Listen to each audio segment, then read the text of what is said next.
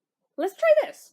And he goes and he gets the pool skimmer thing, like the really long pole with a net on the end of it, and he stuck it across the middle of the hot tub, like just laid across the edges of it. So it was like it was dividing it in half. He's like, swim under it. I was like, okay. So, whoop, right up the other side, no problem. He's just like, cool, there you go, you can go back and forth under the pool. Made a game out of it for me.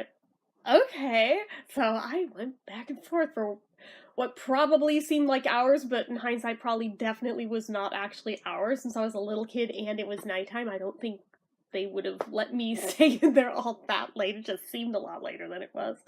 And then my genius ass decides, I'm gonna be a dolphin, and tried to jump over it. That was epic fail, and I landed on the pole, and I somehow didn't break the pole, but it got flipped a little bit, and it all went in the hot tub. I guess I'm a freaking genius. He's just like, yeah, you probably shouldn't do that. I could chuck you over it if you really want to go over it, but don't try to jump over it. It's like, but I want to be a dolphin. He's like, I could, lift you over it. I'm just... I think I did let him chuck me once or twice into the deeper end of it, which again was not very deep, just, not full-on dive, just little bunk.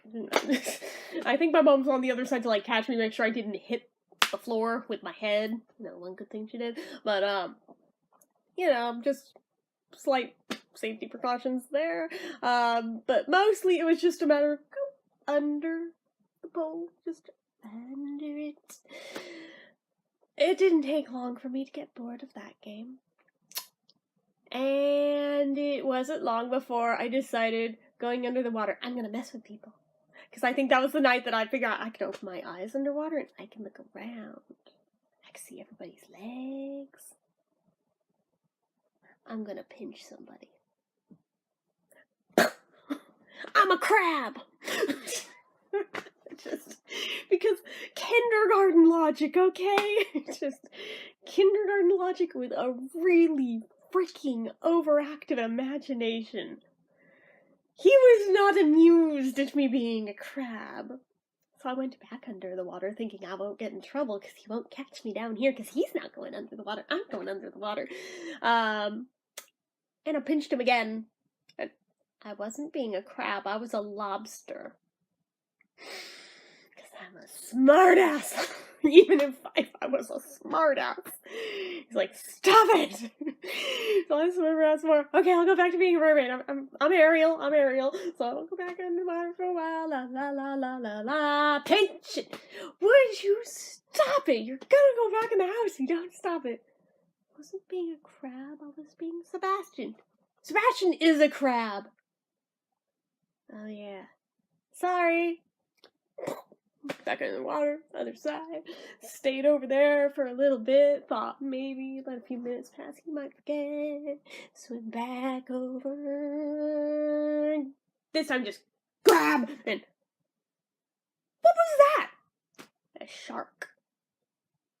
And just like, I remember like just this probably really creepy look I gave him. Just like, I could have bit you. And he's like, you're going inside. And my mom's just like, what are you doing to my dad? And I thought it was hilarious. And suddenly he's like questioning his life choices of why did I get this child swim lessons? As you do. But yeah, that's as much as I got out of swim lessons was accidentally learning to swim underwater, which I can still do to this day, even though I don't keep my eyes open underwater, because it just hurts them too much now, but I do swim underwater. But I did later learn to float on my back in water, quite accidentally, in gym class. Last day of the swim unit, I was gonna get failed if I couldn't float in water, because that was like the ultimate baseline. If all else fails, as long as you could do that, you could technically save yourself if you fell in the water. So as long as you can float, you get a passing grade.